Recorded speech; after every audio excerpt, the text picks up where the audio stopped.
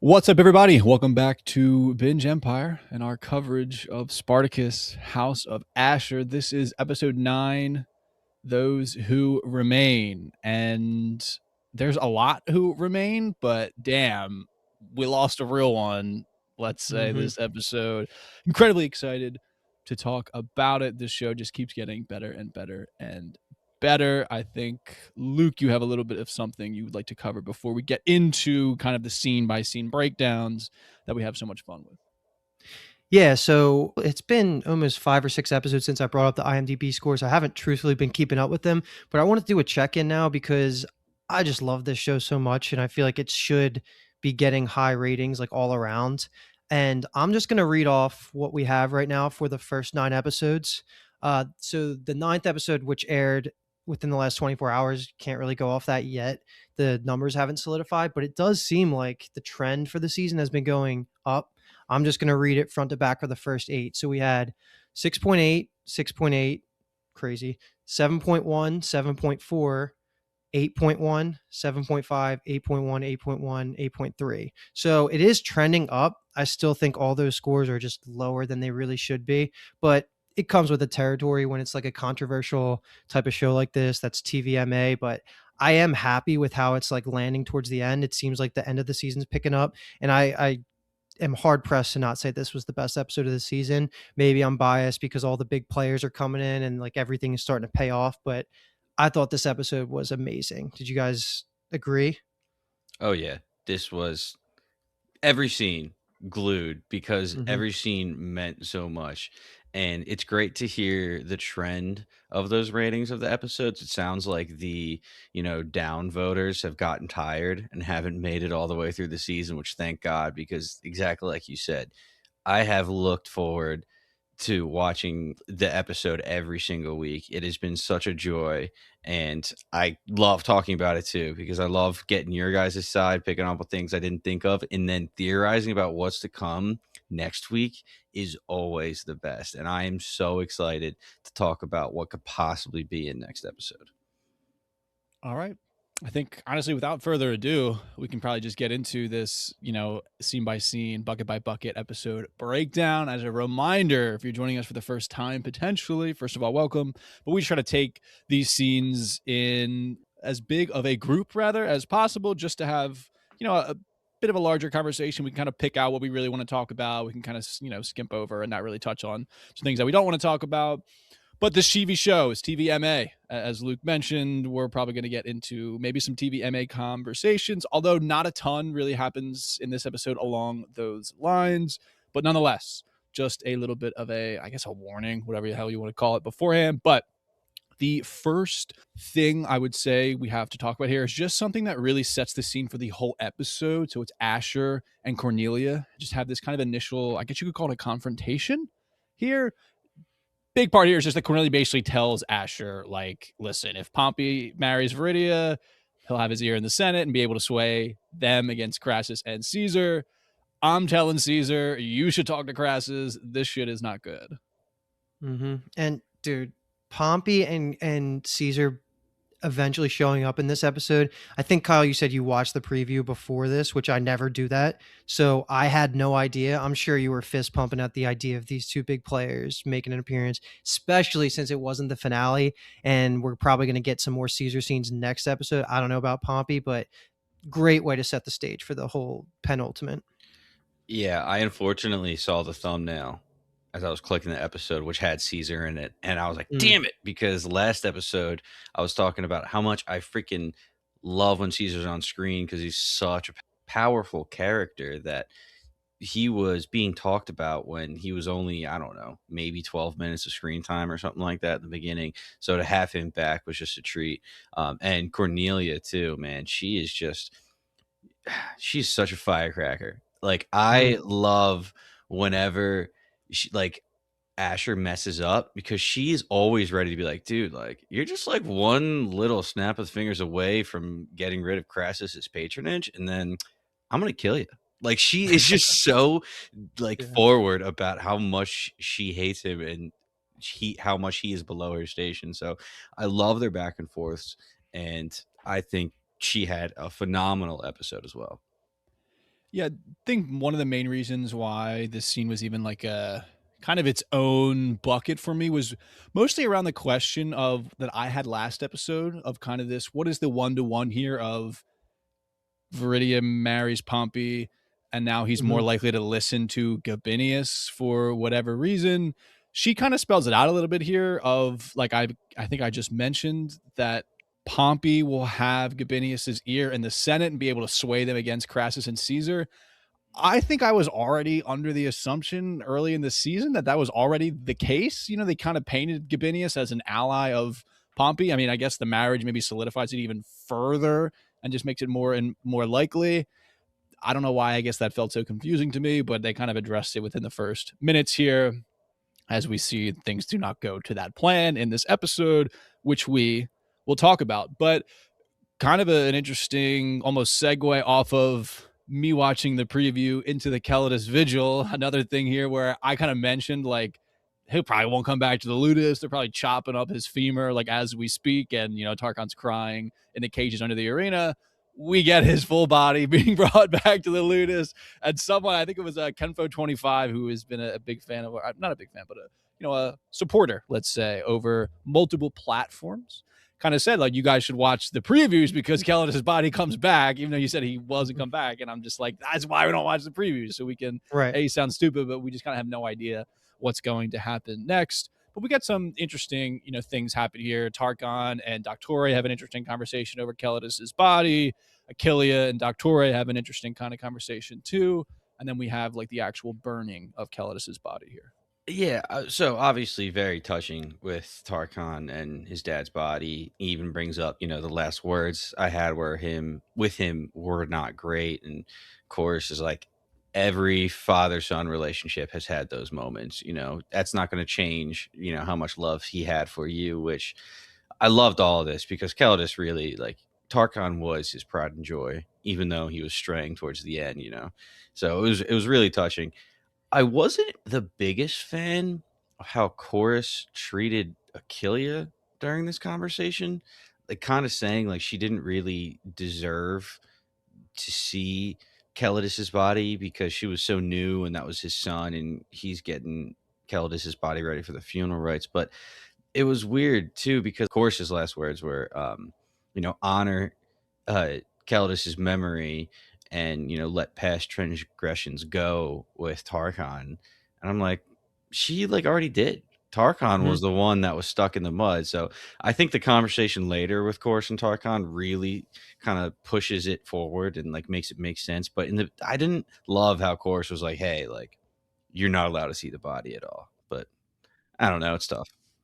Tarkon's whole angle here, at least through the first half of the episode, is that he wants to be the one to get revenge for his father, which is nice. Like he had spiteful last words with his dad. That's always a sad way to end it. Chorus is the shoulder to lean on for a second and says like that's fine, like don't worry about it. But like truthfully, like you can see Tarkon like actually obviously cared for Calidus, and that's like his whole mission now. And because of his number one concern is becoming champion again so he can avenge his father against the Scythian. That's why he's at odds with Achillea. But I want to take this back to a conversation that we had last podcast where we ended up on different sides. And I think you guys actually mostly convinced me to go onto your side of like what Tarkon was going to do after the death of his father. Was he going to become even more of a rival against Achillea, or was he not? I feel like we can say that if Tarkon was the one that beats Achillea later, he would have killed her. I think he did end up on the I hate Achillea side even more. And then Achillea is the one that has to be the bigger person. So is that kind of what you're getting here too? It's nice that Tarkon still cared for his father, but like I don't know if he grew as a person because of all that. Like it's taking Achillea to forgive him to now I think in the finale he's going to have his redemption. Like what are your thoughts on that? Like is he on the path to redemption still, or is he still going to somehow be an enemy to Achillea on the sands? I think it'll be more of like a healthy rivalry.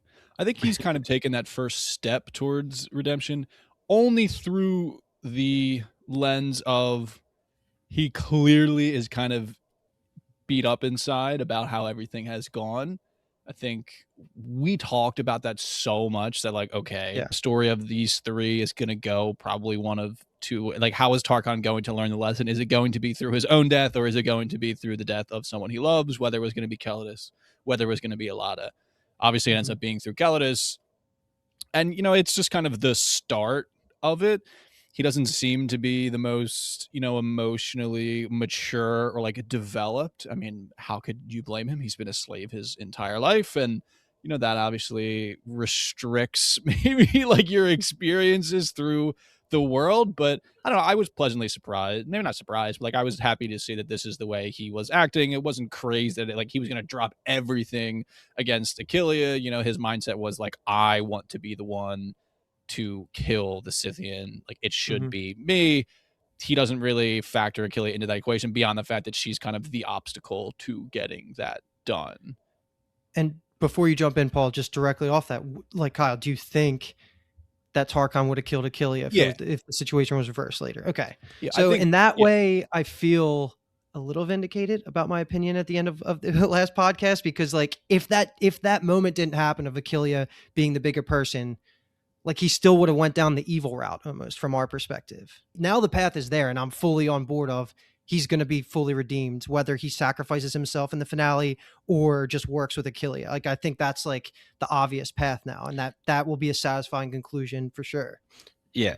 And I was watching this episode and I was thinking, damn, Luke was right. Like Tarkon is still being a little shit. Maybe he isn't going to be redeemable. And I was upset with how he was hanging on more towards his last words with his father instead of his father's like less lessons towards Right. him and everything.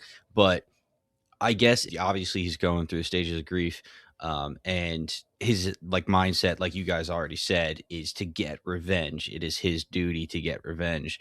And Achillea obviously feels that is, she's champion of the house. It's her duty. So that kind of goes into the butting heads again. But I totally agree. Tarkon would 100% kill Achillea. Okay, I also cool. think that part of that conversation was like, I feel like we were coming at it from the angle of like, he's going to soften his view of his father now that he's dead, because like before that, it was, he's talking shit to him in the bath. He's saying, don't call me son anymore. Like, you're no father of mine. And it was kind of a question of what is his reaction going to be to this? I mean, I guess it's kind of 50-50 in that sense of he's still anti-Achillea. So like he doesn't necessarily grow in that way, but like he's kind of seeing the immediate impact emotionally of losing his father. I mean, I was shocked that he says like, I wish it was me. I mean, that Yeah. kind of felt Yeah. like, you're gonna say that, but like, does he actually? I don't know if he actually. I mean, I guess he believes it in the sense that he said it, but like that was just like a shocking line. I was like, I don't know how much I believe him. So, okay, I guess my final point on this, and then we can move on, is just that I was stuck on before this episode, like, is Tarkon redeemable versus not? And until the Achillea spares him moment, he was still on the irredeemable path. She's opening the door to allow him to be redeemed, which is a great Achillea moment because she's like awesome and she's the bigger person and she's going to let him grow. And I can just envision such a badass moment of them teaming up together in the finale. I don't know if it's going to be as satisfying if it's not just Achillea getting the one-on-one revenge against the Scythian, but I could also see a really cool pathway of them both getting it together. Because otherwise, like, I don't know what Tarkon does if he doesn't somehow participate in the revenge. But that's a prediction for later. We can leave that for now. Yeah, I mean, truth be told, I don't. I think I'm still of a mind that even if he killed Achillea, there's still like a redemption angle to it. Not for me, But bro. If he killed Achillea, dude, he'd be dead to me. yeah, from the perspective of Yeah. Achillea is the main character, and like we root for her. But like, I feel like Tarkon would, given like what we know about him, and especially the scene with Keldas and Achillea from last episode, he is the main character of his own story, and Achillea is, I think, in his eyes, somewhat justly kind of a villain in his story. So like Mhm. the redemption coming from him, like realizing the error of his ways for the way that he treated his father, I think was always kind of going to be an It's his element of it. stepmom. Stepmommy. I guess that's fair. Yeah. The only other thing too that I wasn't the biggest fan of, but maybe it will lead to something greater than the finale, is the namesake of the episode. Tarkon says, "How do you move beyond it?" And Chorus says, "Keeping close those who remain."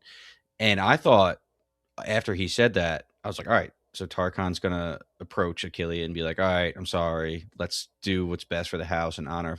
But no, it wasn't. It didn't click then, but maybe he will get the message in the finale at one point. He'll be like, "All right, of course, your words finally went through. Like, let's honor my father's memory."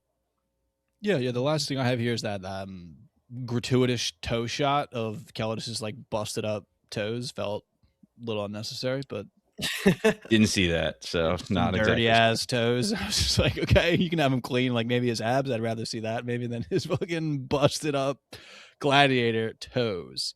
Mhm. And another thing is just that Ashur kind of says some words before Tarkon lights the funeral pyre, and they just clearly show us that like Hilara is clocking the kind of double meaning that Asher's coming at this with. Like he's obviously sad that Calidus is there, but he's really mourning his potential relationship with Viridia in his mind as he's talking about all the things that he's saying, and Hilara is totally aware of that.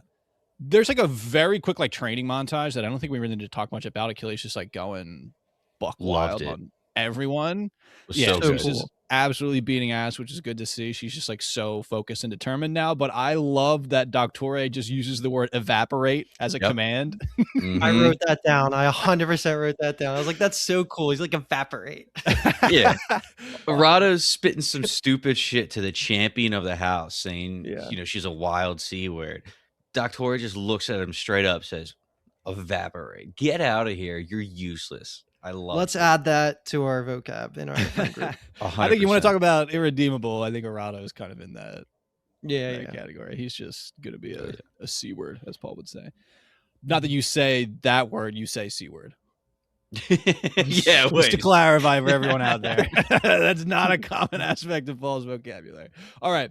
So the next kind of bucket I have here is just this kind of preparation for Pompey. The main part of this first part is like Cornelius basically taunting Asher, like Caesar's coming, bitch, and he wants to talk to you. But the main part of this is Casudia and Viridia just have a kind of an interesting conversation about Pompey here.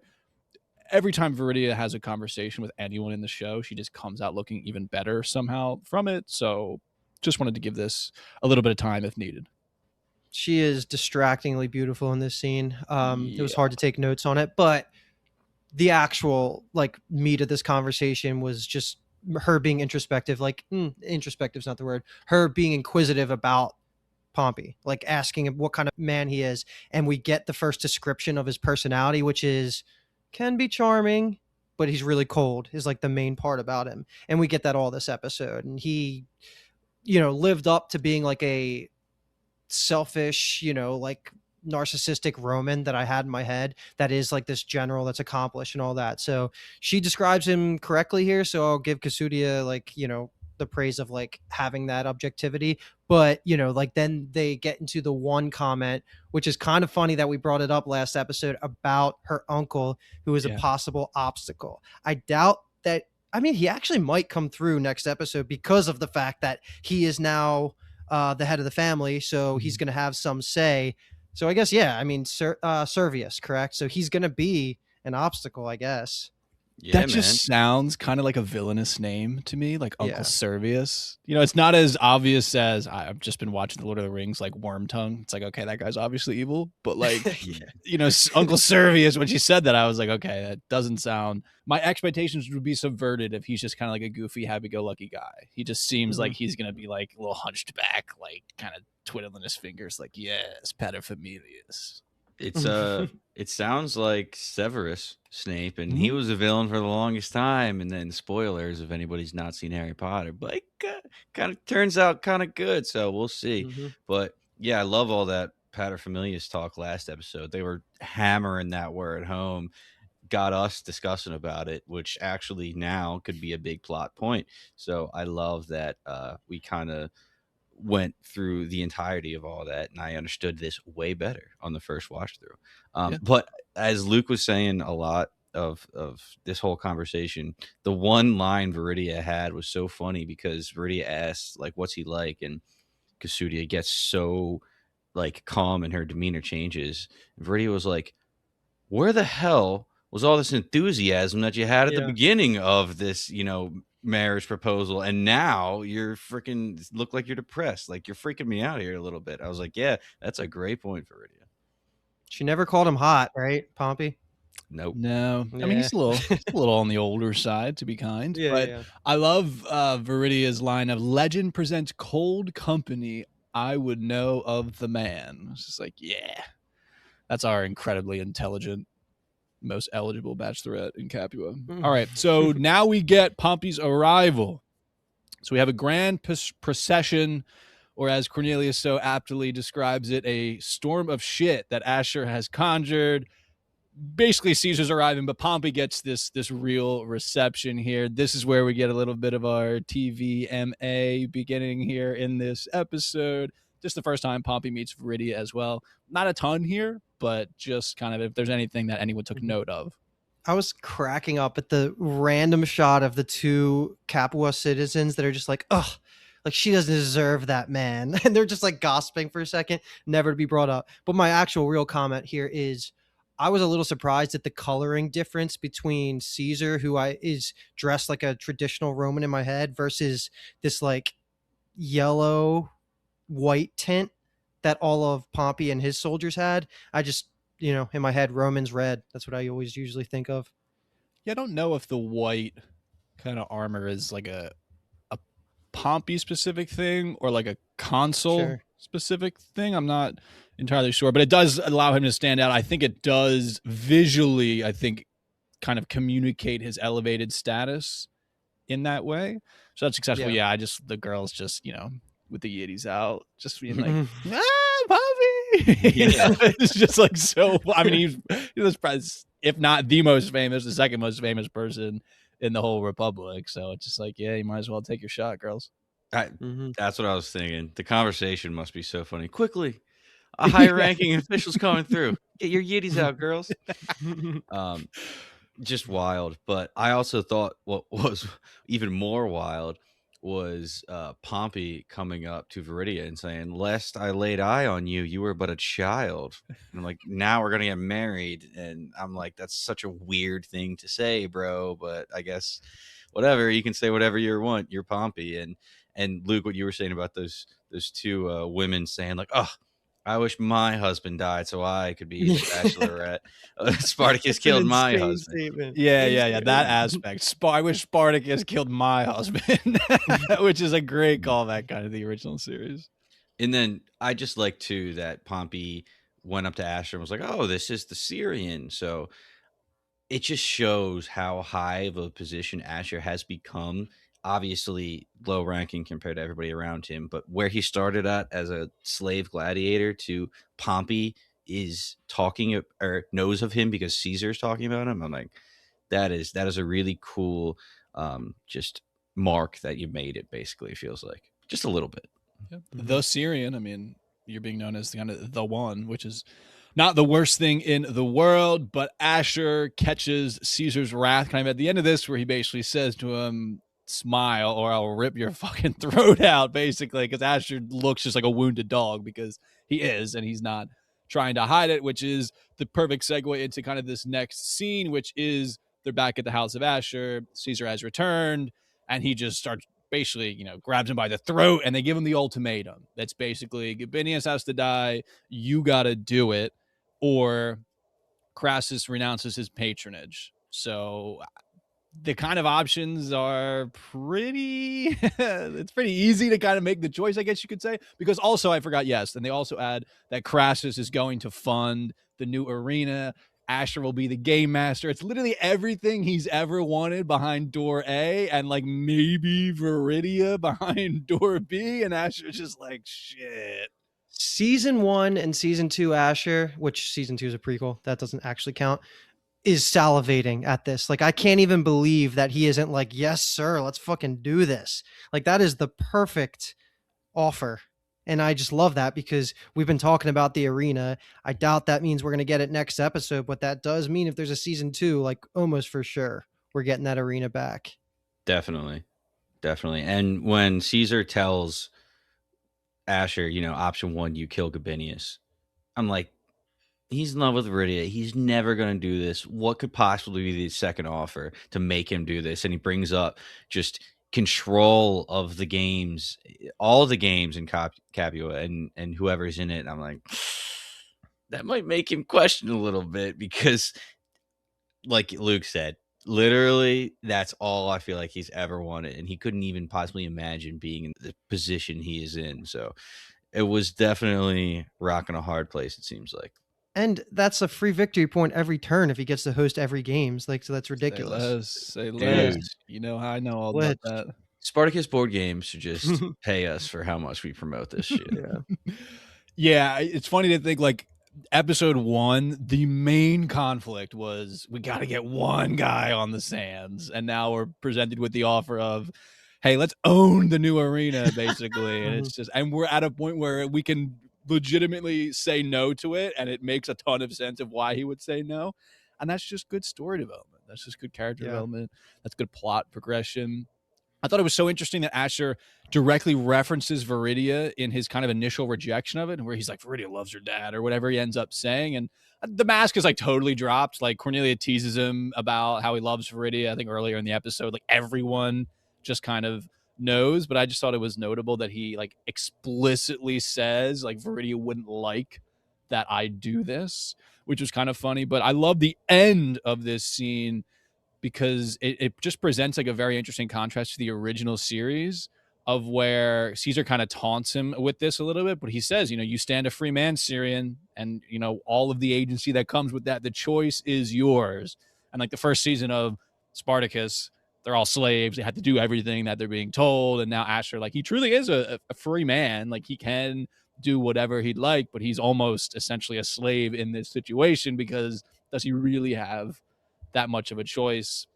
They kind of taunt him with this the aspect of if Crassus takes away his patronage, you're cooked. Like, Mhm. you know, the sharks are circling, there will be blood in the water, like you will just, you know, you'll easily fall, essentially. So that's where Asher's at. And then we Mhm. move into this is Pompey and Gabinius. So we've got our game of Ludus Latrunculorum. Yep. Sounds Latrunculorum. right. And Crushed it. chat. Yeah, a little Ludus Latrunculorum in chat here. Thanks to the YouTube comments for that, by the way. Yeah. Shout out, shout out, shout out. They got our backs.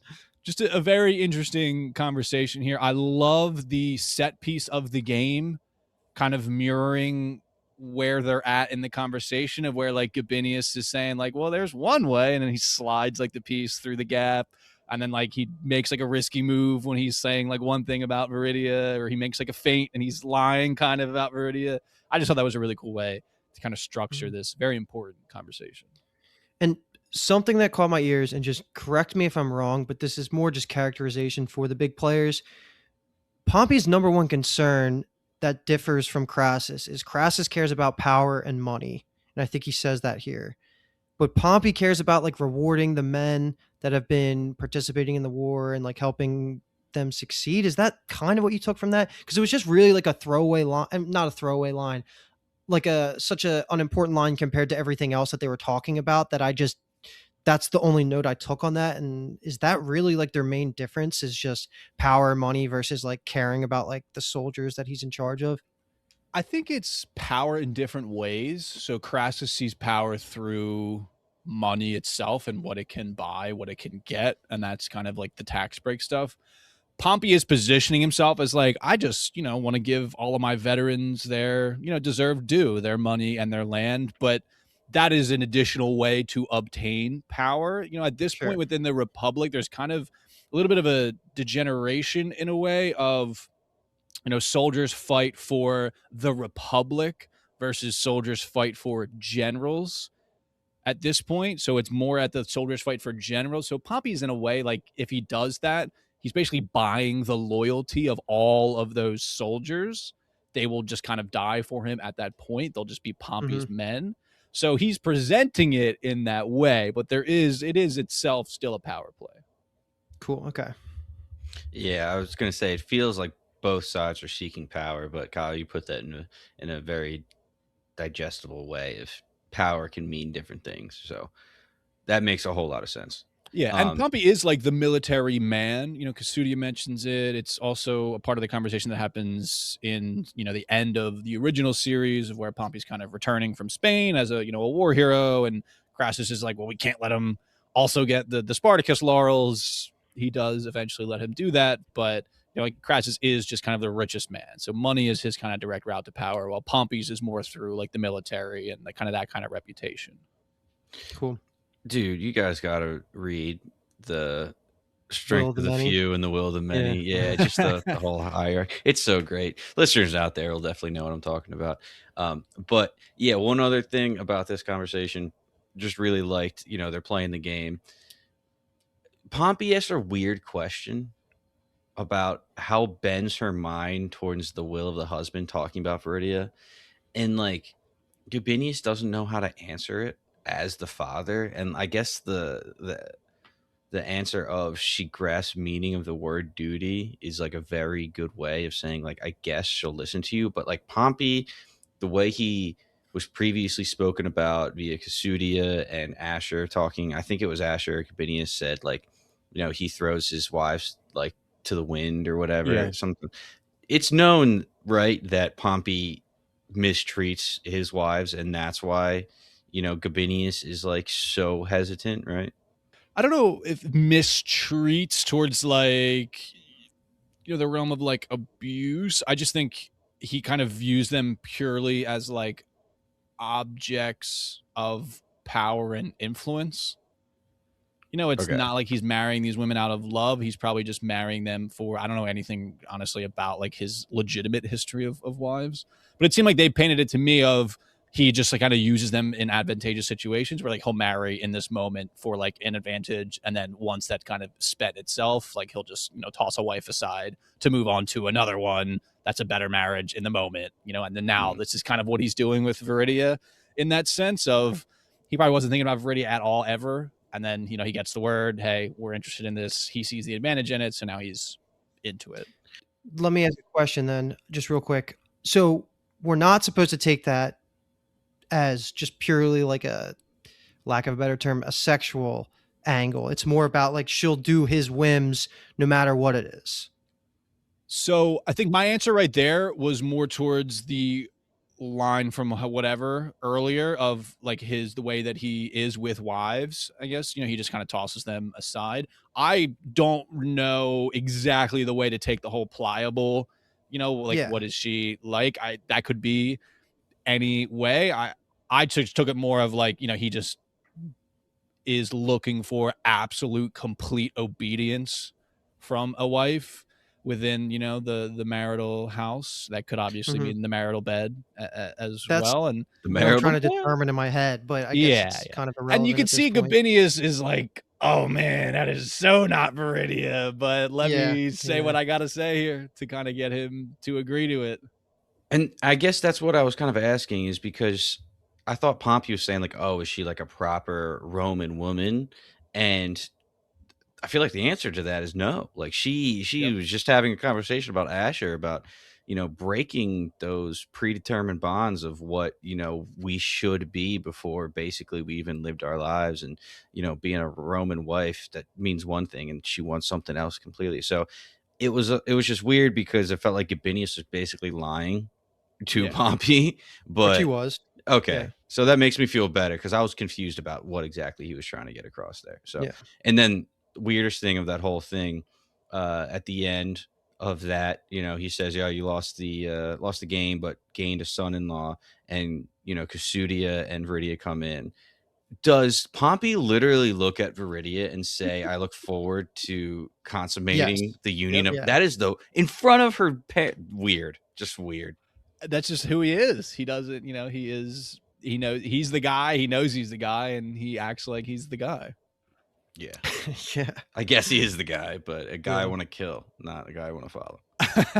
Well, he gets a little bit of his maybe just desserts towards the Mhm. end of the episode. But yeah, this is just the brilliance of Spartacus outside of the arena on display. Just the dialogue, the setting, all of it is just, it's so good. I love how Gabinius, it's a situation he's not a total fan of. I don't think he really likes Pompey so much from like he's going to treat my daughter well, but then he knows kind of the necessity of the union. But then when he's like Pompey agrees, and Gabinius is like almost in tears, where he's like, "Oh my god, like I'm just so happy to have like this is a father to loving daughter, and she's like safe and stuff." And I'm like, he's a Mhm. girl dad out so hard right now.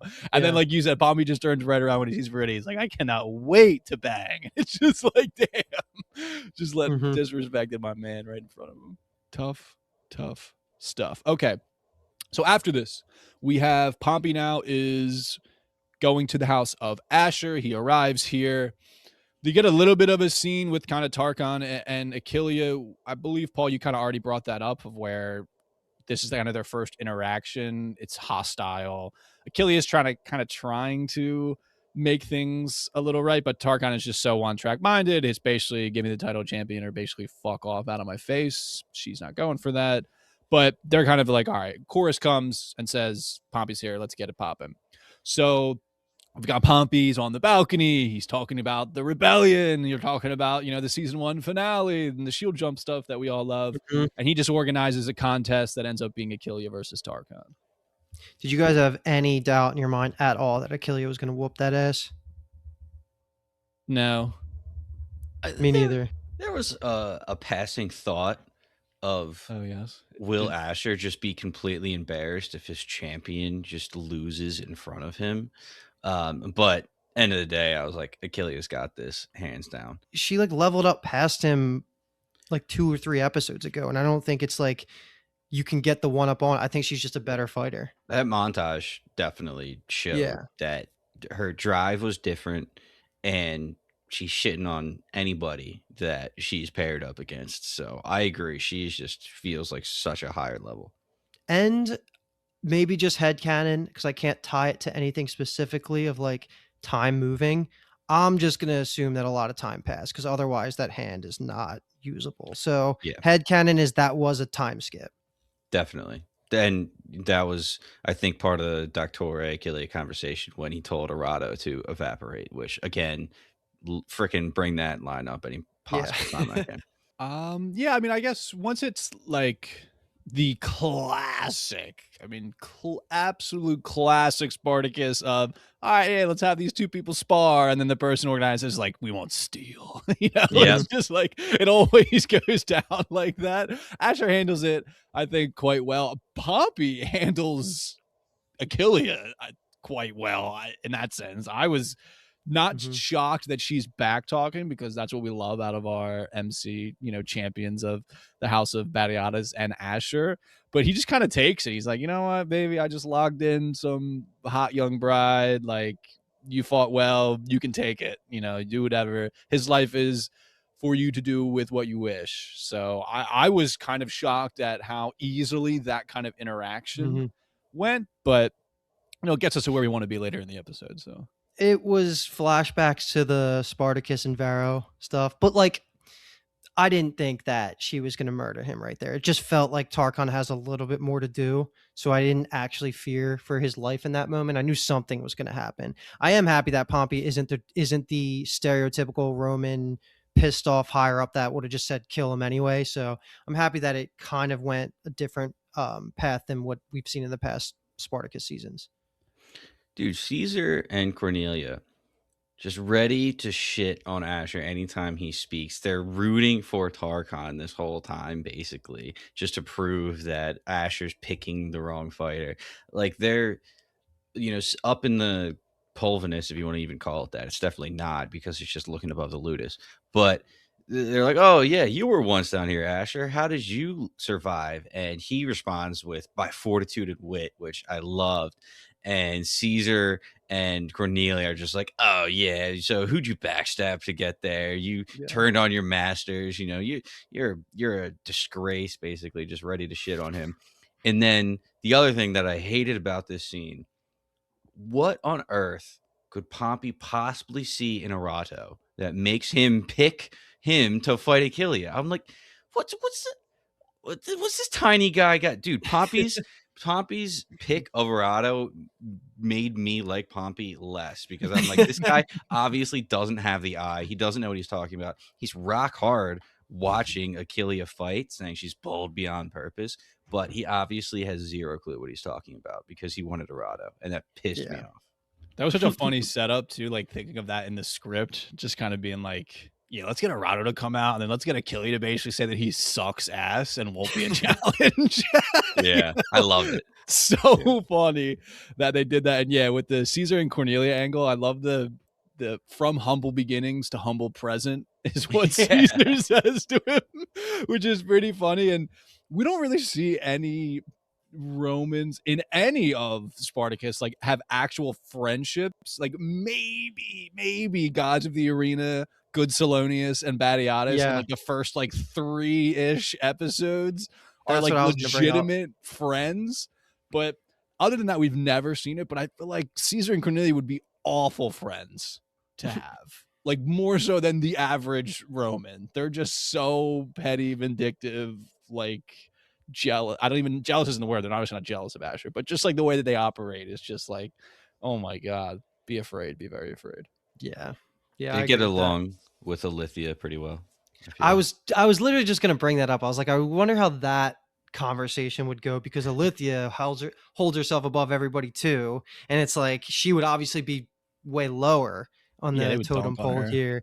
Yeah, exactly. So, but like the end of this whole conversation is perfect for Asher because he just leaps into the opportunity that presents itself, which is to whisper into Pompey's ear, like, "Oh, like you want to, get a little bit closer with Achillia here." Like it's just a perfect opportunity for his scheme to kind of kick off, and that directly leads to him telling Hilara and Messia, or Hilara to do her part, and then she goes to Messia. And the reason I'm calling this out specifically is because she is like way backed off the psychotic train that I thought she would be on by this point. And I kind of love it because I think us as a podcast collectively love her. So I don't know what her ending is going to be, but like her and Messi's relationship is pretty much as good as we could expect after that whole arc of her loving Asher. And now she even admits here she gives up on that, which is like fantastic character development for her. Like we can fully root for her without any risk, I think, to Asher. Something's going to happen to her. Otherwise, what was really like the point of her journey? But like, yeah, I'm just impressed with her as a character.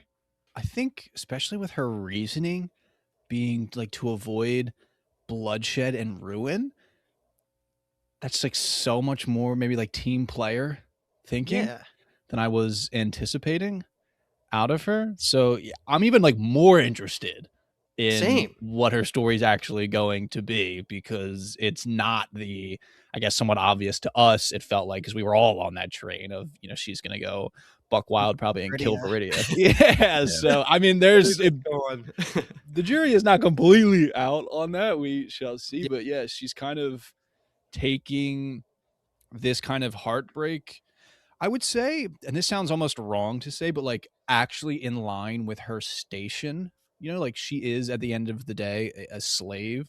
So like going wild over her dominance, not like returning her love would be like incredibly reckless Mhm. and like wild to do. So it's kind of interesting that it is probably like the actual way she should respond. So that's at Mhm. least good for her. And we'll see. I mean, we'll see if her and Messia, what is that kind of relationship like? Because we get when Messia takes the opium from Cornelia, Caesar, has his eye on her a little bit and is like, you kind of like this girl, don't you, Cornelia? And she kind of promised Messia however many episodes ago, like, I'll take you back to Rome with me. So there's definitely some things that have to happen there. Yeah, she's being realistic, I guess, about her Yeah. situation. So definitely, you put it in a very good way there. And I was cracking up too, not at this moment because this is the moment that Asher hands Halara the message to give to the messenger to dispatch to Gabinius, and later when Gabinius gets it, the first thing he reads is, "Oh, it's just Pompey shitting on the villa, just making fun of House Asher." And that's Asher writing that part of the message because he That is knew funny. that would prove it. It's like, these shits are just going to shit on me. So I got to write that first. So I love that Asher writes the message, gives it to Hilara here, and includes, like, yeah, this little skimpy House of Asher. Okay, let us actually, because the next kind of chronological is Asher and Achillia kind of, and then Achillia talking with Pompey and administering the opium itself. But there's a Tarchon scene that happens in between that and like the like explosive ending. So Mhm. let's take the Tarchon thing first. he's just really like, being a sad little boy out here. He kind of lost his shot at the title of champion. His dad's dead. Boo hoo. No, I'm just kidding. But he is just upset a lot. He's staring out into the darkness. And him and Doctore, Paul mentioned this kind of towards the start of the episode, they just have a very good conversation that I'm thinking will be quite the jumping off point for Tarkon and Achillea's relationship. Speaking of jumping off point, I thought for Mhm. a split second he was going to do a Tom and Baratheon here and be like, whoop, I'm out. I lost to Achillea. My everything's done. Nah, that never would have happened. But Chorus, again, just proves to be like a therapist this whole episode. Yeah. But he gives, at the end of this conversation, like the, not advice, but he has like the most important line that he's going to deliver that's going to affect the finale, which is to ask Tarkon to help Achillea. That to me seems like that's a signed, sealed, delivered pathway forward, which will then complete Tarkon's redemption next episode.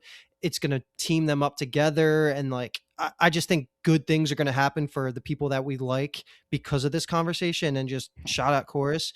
But yeah, I was happy. Tarkon deserved to cry a little bit. I mean, he's a little asshole still. To your point, Luke, I think he was definitely standing on the edge of the cliff because he was considering it, because he just lost his dad, just lost the ability to revenge his dad. He's not champion, everything he's living for. He's just like lost everything. So I think it was crossing his mind. And I think Chorus was aware, he was keeping an eye out, and he knew the perfect time to say the perfect thing.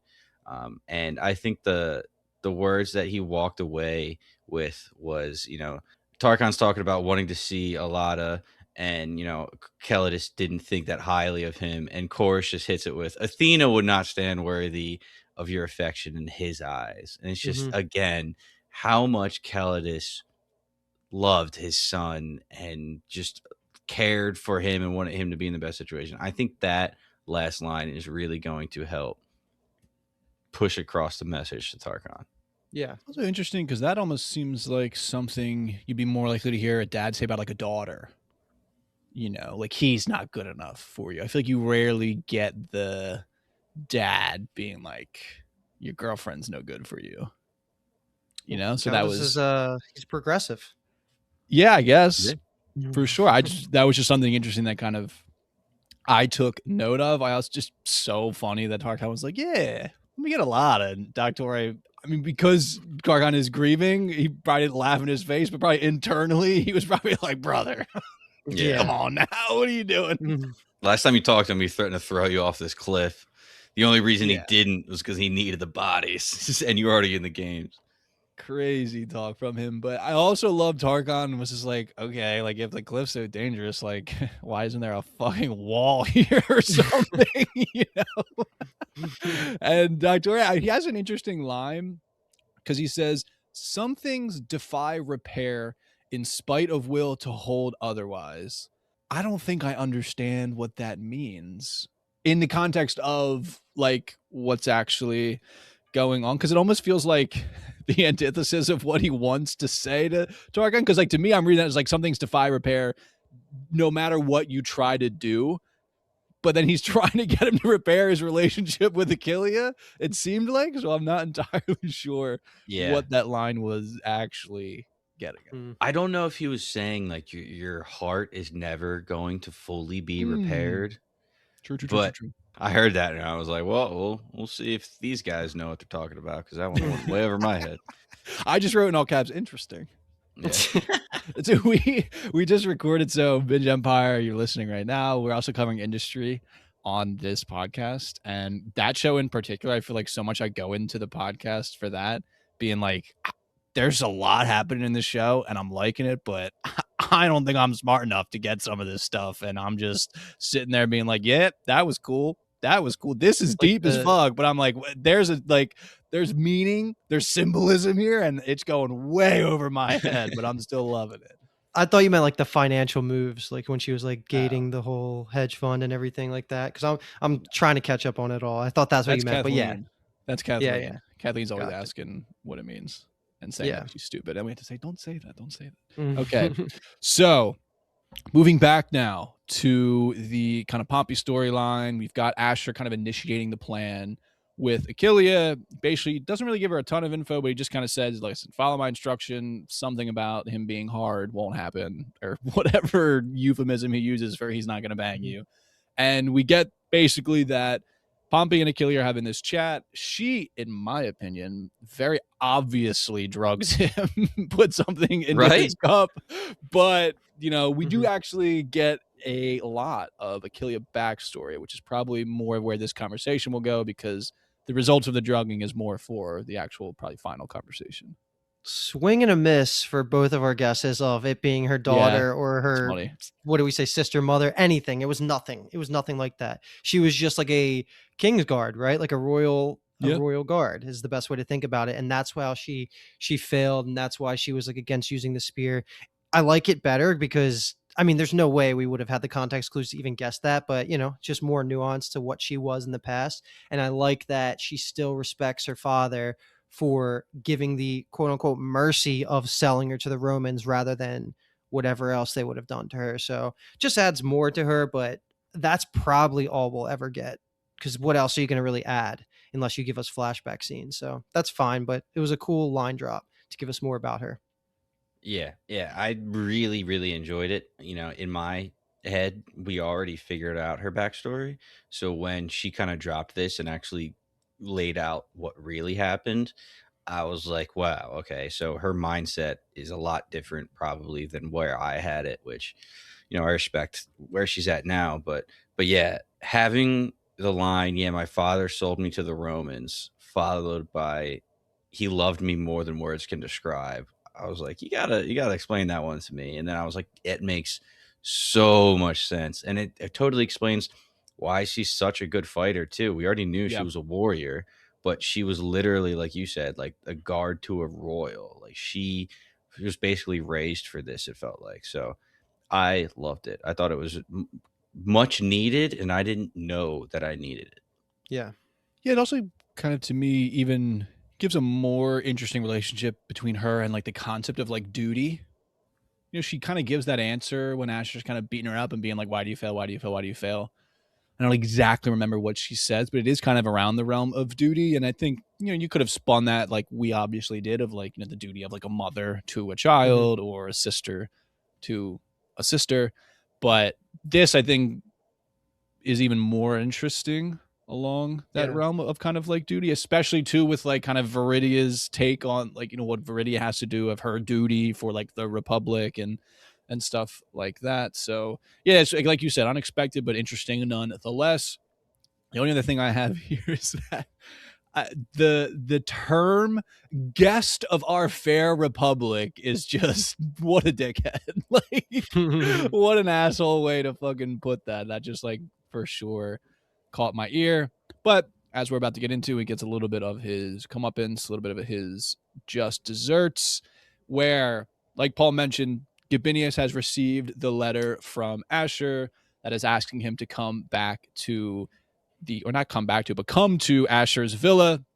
And holy moly, the fact that Viridia is the one that convinces him to go will have quite the consequences as we get into the finale episode. But Gabinius arrives, chaos ensues. We go from incredibly heartfelt scene into some of the best Gabinius acting of the entire fucking season into absolute craziness with Gabinius and Asher at the end. I mean, all of my notes almost are just in like full caps for this stuff. This was a 10 out of 10 sequence of events here. Like this is why we watch this show, is for all the build up, for all the pieces to be put in place for stuff like this to happen. And I just feel like we could talk about this for 20 minutes. Probably won't, but some of the highlights something I want to bring up right away to get the conversation started, because this is a question I had, is Asher's plan was not to have Gabinius get somehow murdered by Pompey, right? Like that was never in the cards. But why was he about to go back on the plan then, if even if the plan went forward the way it was going in his mind, Gabinius wasn't going to die? So like why was he receiving all this like fatherly friendly praise from Gabinius? He's getting called Asher, which Kyle, I'm sure you were loving all this because this is the just classic when they're by themselves, they're bros. And like it's a great conversation, and Asher's like almost having second thoughts of the plan. But even if the plan went perfectly, Gabinius was still going to be alive. So maybe I'm stupid and I missed something there, but like, why was he going to pull the plug on the whole thing in that moment just because of the praise? So I took it one of two ways. One, like you said, he is just so flooded with all these positive emotions that he like freaks out for a second and kind of tries to pump the brakes and says, "Oh, maybe we can figure this out later." Or he never had any intention of that, and that's just him laying into, "Oh, I didn't know what was behind the curtain." Like if I knew that, like basically Asher playing into the naivete of the whole ploy, So saying, like, oh, like we'll deal with this later, but wanting him to still go through it anyway. "Yes, exactly," That just being that polite. makes more sense because to me, if the marriage broke up and Gabinius lived, that's even better for Gabinius. Like he doesn't really want Viridia to marry Pompey, especially after all the weird questioning from earlier this episode. So I actually like that explanation if that's what he was going for, and it was just great acting that came off the back of receiving this praise and being treated like an equal. So if that's the headcanon, that works. I was just so taken aback by what Gabinius was saying to Asher before this all went down. I just, you honor me. You honored yourself, Asher. I was like, oh my Yeah. Yeah. God. I was just like, I said, this is probably like the biggest bro moment I've ever seen in my life on this kind of show. And then he goes as far as says, you didn't know your father, but if he was here, he would feel what I feel, as proud. I was like, he's your dad? Like, what the fuck? Like, where is this coming from, Gabinius? Yeah. Like, you're Yeah. basically calling him that you're proud of him like you would be a son. I was just like, how about a son-in-law, my dog? But Yeah. I mean, this just was so crazy. And you're basically like, listen, Viridia's always gonna love you. Like, he probably knows in his heart of hearts, like the Asher would actually treat Viridia better than any of these Roman punks. And it was just like, why are you doing this to me? Because I Mhm. definitely thought that Asher was leading him like directly to his death, about Okay. to be. And But he then when Yeah. it's wasn't like, though, no, right? Yeah. I don't think so. No. And then it's No. the ploy, and I was like, oh, okay, wow, this is pretty crazy. And Gabinius with just the crash out of the century. I mean, this Hmm. was so fucking funny. The way that he reacts to this. The only line that I was even able to like take my time out and like capture was place cock where wind dictates and may disease see it wither upon vine. The way he like combines all three of those into one word was just like, and that was the start. I mean, he just kept going. The way he was just like, oh, give me crap. I was like, he was just going absolutely fucking crazy. It was so funny. Yeah. You nailed it. The juxtaposition of, I basically feel like I could be your dad in some situations, and your dad would be as proud as of you as I am of you, and all that stuff. Into like, you promise your hand, but fuck this Nubian as you fuck me, like, and he's just going in, and he's like, fuck title and all pretense bestowed, like Pompey reforms his enemy to me just as the Cilicians. Like he is just seeing red and going at it. And it couldn't have gone better. It literally could not have gone better for Asher. And between Viridia saving his ass by telling, her father, duty comes first. I will be here to play you after, into the conversation of Gabinius telling Asher, I know Viridia loves you and you guys share the same aspect of, duty matters. And even though you love her and you guys are doing the right things that Romans would do, into this, I was like, it literally couldn't have gone more perfect for Mhm. Asher up until Pompey stands up. And I was like, you son of a gun. I was so upset at the ending. A nice part of it too was Caesar and Cornelia got to play dumb, but they were probably hyped when they heard the explosion of this noise. They like come out and they're trying to fake like make things a little bit better, but it doesn't really work. It was just such a perfect storm of events that it's like what you couldn't like focus on one thing because so many things happened. Yeah. They did great with the cinematography of showing Pompey's impairment. Like that was awesome. Every once in a while, you got to see his perspective. Everything was good. And then, of course, he's too prideful to let Gabinius go on this rant. So just blindly whips the sword out and slices him. And then, low key, one of my favorite parts of this whole thing is how great of a seed plant the Medicus storyline turned out to Oh, be. Like, it might be holy one of the shit. best ever in the show. dude. That's recency bias probably, but when he said I have no fucking Medicus, I was just like, oh my Yeah, god. Yeah.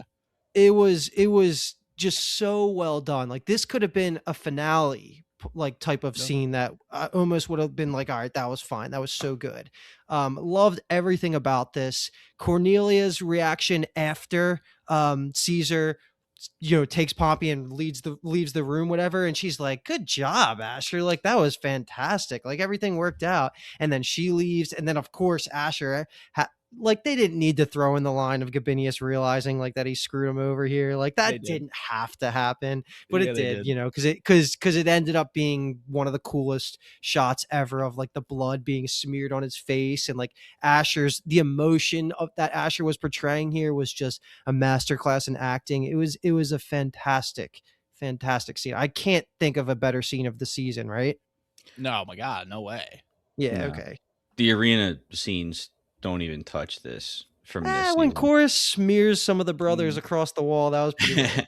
I like that. Don't get me wrong. I don't think that possibly touches this, because Yeah, yeah. if you told me that Pompey's gonna kill Gabinius on screen somehow, I'd be like, how? But Asher finds the perfect way. And I'm glad that, I was calling for, I hope the opium comes back into play at one point, because they showed us all those vials for a reason. And I'm glad it did.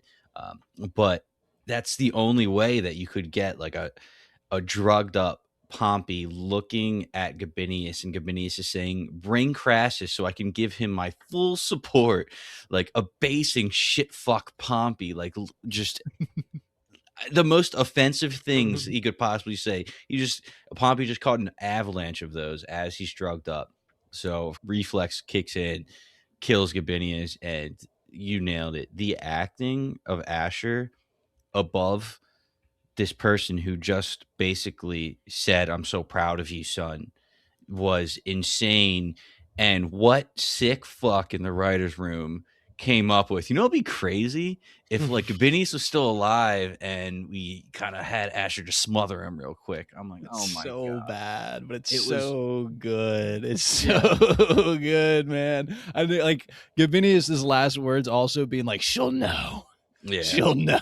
It was just like, oh my God. You cannot imagine a bigger roller coaster of emotion. There is no way that the show, with these characters, with the way that the plot was, could have gotten that level of just like a roller coaster of emotion. It was just, everything was just humming perfectly. I mean, this is why this is why we have eyeballs Yeah. and ears. Like, this is why we have senses at Yeah. some level. Let me say that this is just totally a me problem here. The only thing that makes this scene a 9.9 instead of a 10 for me is just the whole episode I kind of had in the back of my head. I hate that I am almost positive that Pompey just has plot armor of like historical relevance.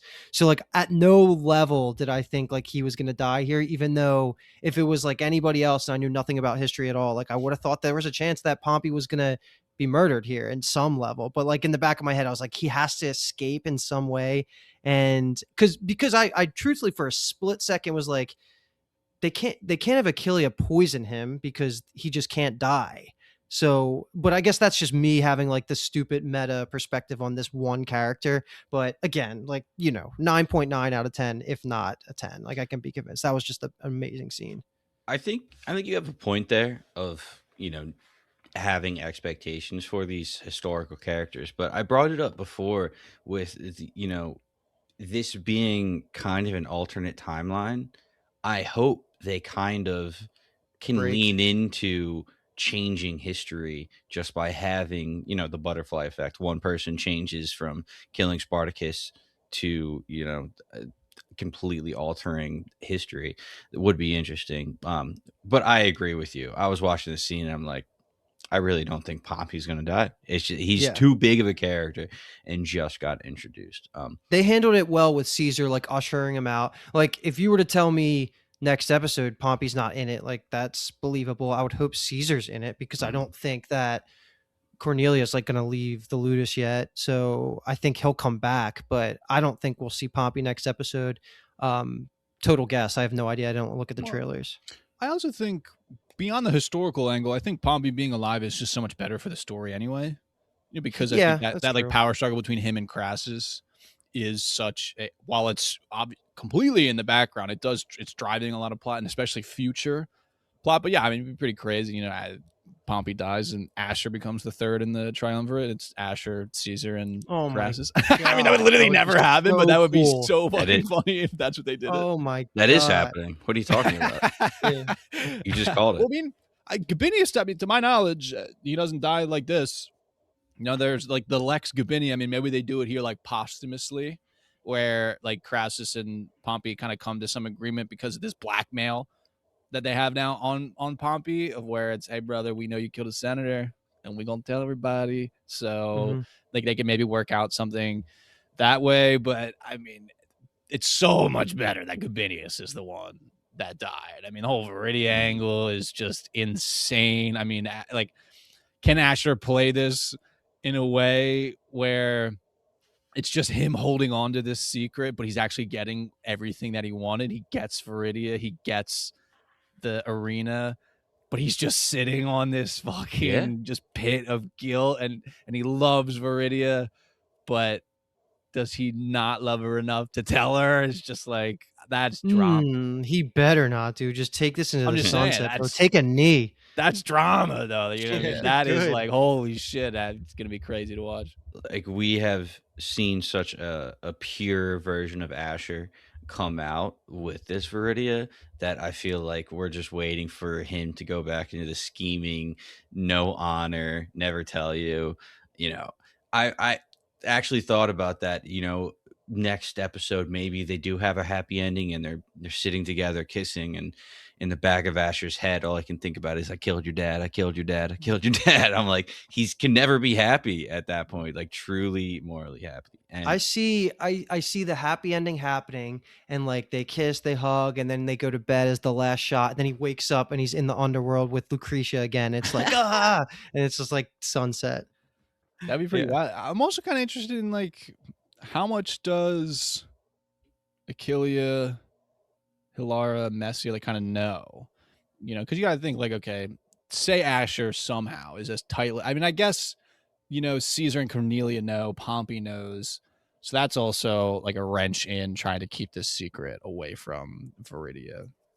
But also, I feel like Hilara, Messia, Achillea, like they're kind of angles as well, like for Asher's potential downfall in this sense. I mean, Hilara, she's not infatuated Yeah. anymore. I mean, she's Wait, anti hold, Viridia a little you bit got in a some point sense, there. So I think there's ways for this to play, and they're all interesting. It's just going to be interesting to use that definitely, again to see how it all I goes. can't see how Achillea uses this information. I Yeah, don't even think she needs to, but the two slaves for sure. That yeah, could play into their episode 10.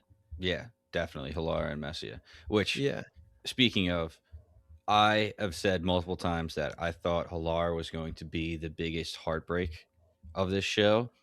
Starting to think it might be Viridia, because that last shot of Mm. her sitting at the game board as the hours tick by was absolutely heartbreaking. And then the only other thing I'll say for this episode and this last scene, for those who stuck around till the end of last episode, they heard me for Plant Your Mm. Death Flag guess Gabinius. So, oh my Mhm. god, I was happy to see that, but I was also going back to listen.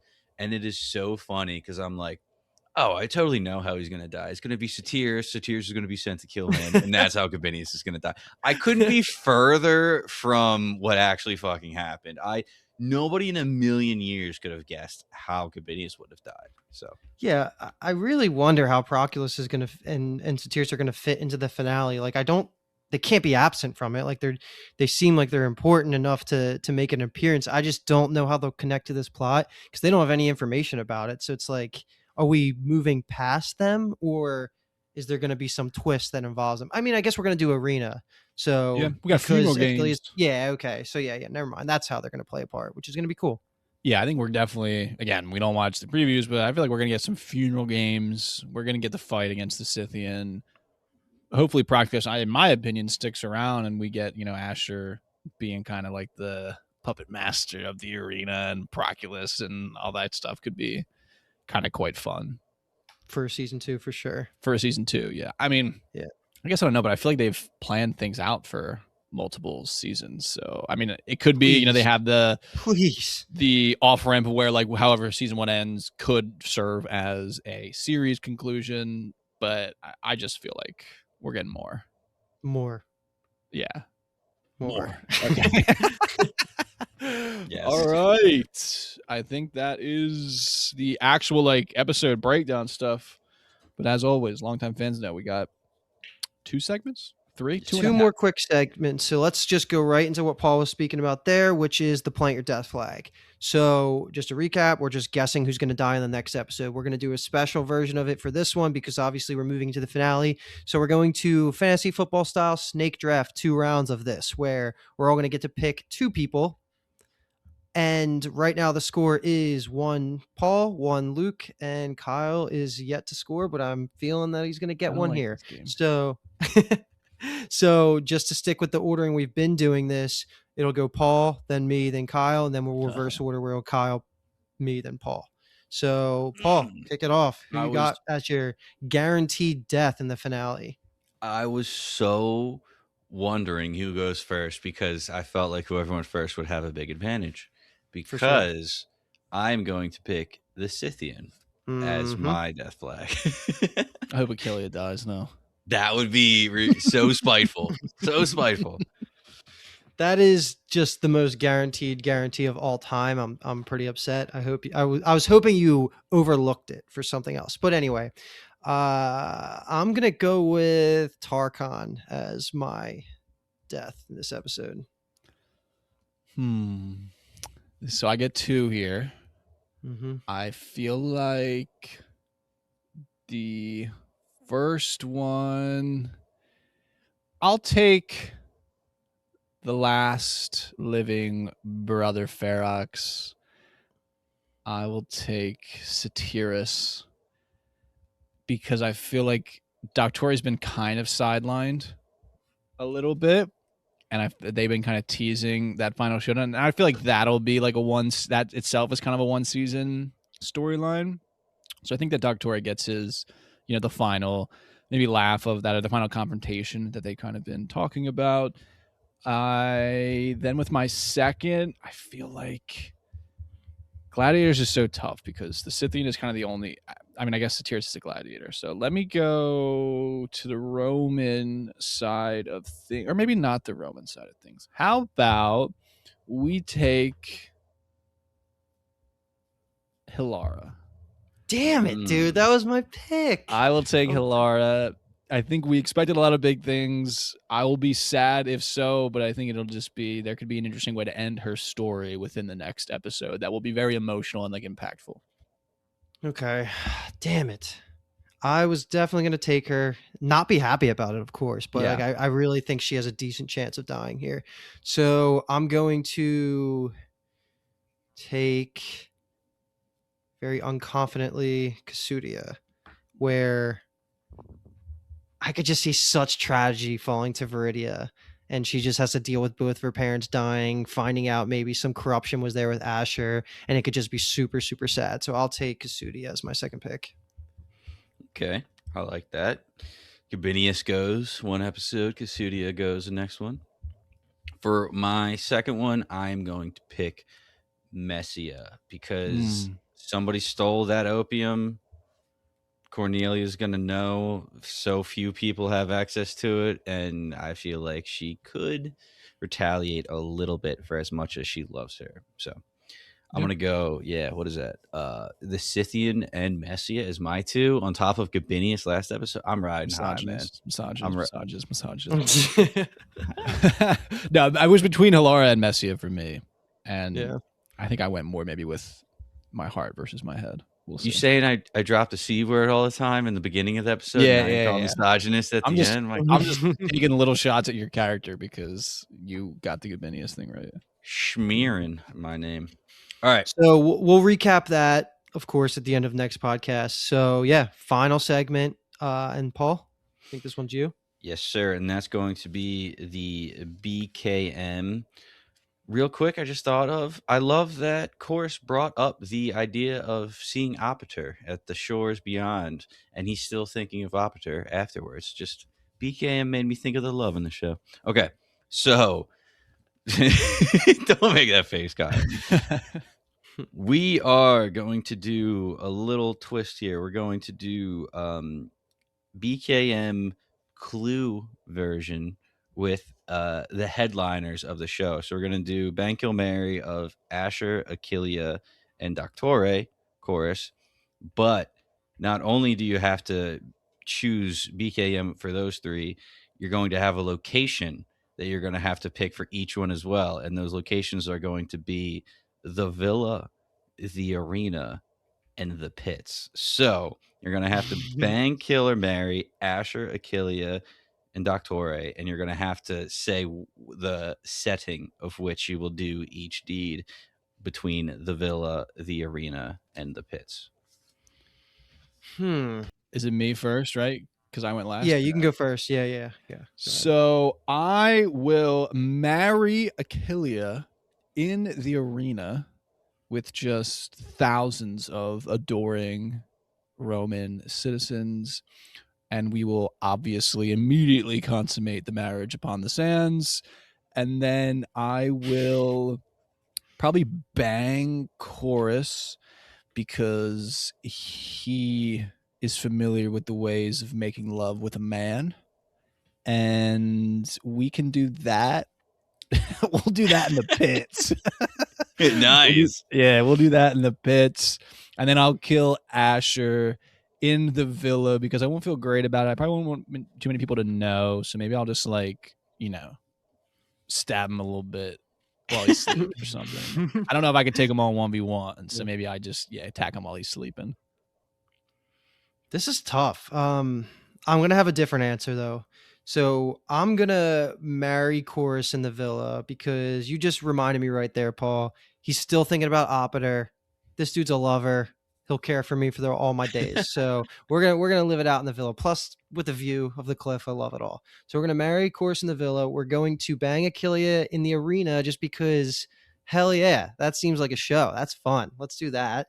And then I also don't feel great about it, but at the same time, we're so recency biased by Ashur. Like, he was the worst in season 1. So, like, I feel okay about killing him in the pits. Maybe I won't, like, do the hooks through him or whatever. I'll give him a cleaner death. But, the pits feels like a good way for him to go out because he technically is still a snake, even though I like him a lot more after this season. We're all going to have different answers here, and I love all of our reasonings. So I'm going to marry Ashur in the villa. That's his villa. I will 100% play the Lucretia role. I will scheme in the background, keep my man happy, maybe bang a couple gladiators on the side. I don't know. It's the villa. I get to decide. I am actually going to kill Chorus, but in the arena, because I'll never be Opiter. He'll be sad. By killing him, he'll be able to go meet him on the shores. And it's in the arena, so everybody's happy. Glory. And that means I'm going to bang Achillea in the pits. And there's nothing happy or special about that. I don't think I'm as skilled as Kelidus to pull off that champion position that has them all twisted up in pretzels. I don't know about that. We might just be I feel like banging in the pits just means STD. Yeah, that would be gross. We're washing hands afterwards. They're probably very easy to impress. They're definitely very easy to impress down there. So people will be taking bets on it too, which will be cool. Like, they bet on Varo banging in season 1, don't they? I bet he doesn't last 10 more strokes. Yeah, like 100%. Paul, I love you, my friend, but I'd be taking the under. Okay, I would sell. Don't worry, I'll throw. Yeah, Paul's throwing. Yeah, that's what we'll call it. You're throwing. Yeah. All right. Good. The last thing I have here, because we did it last time, if you're interested in learning more about actual Roman history, I cannot recommend the book Rubicon by Tom Holland. One of the best nonfiction books your boy has personally ever read. Spider-Man? Yeah, I guess he's got the same name. I don't know if he does. Yes. Is it spelled the same? Let me pull this over here. We might need to call him Thomas Holland just to where you at? separate the two.